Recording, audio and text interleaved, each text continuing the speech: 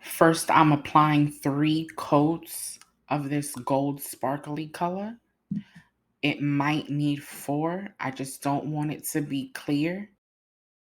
And I'm using this pressed diamond gel charm adhesive to adhere the stones to the nail.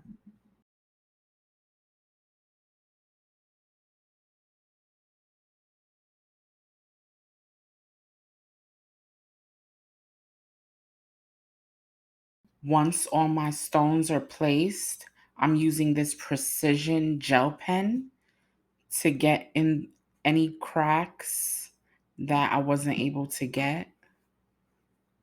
And this is going to make sure, that these babies don't pop off.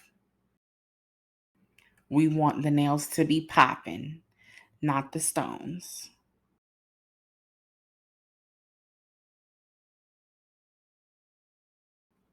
And there you have it, these super cute gold, sparkly gemstone nails.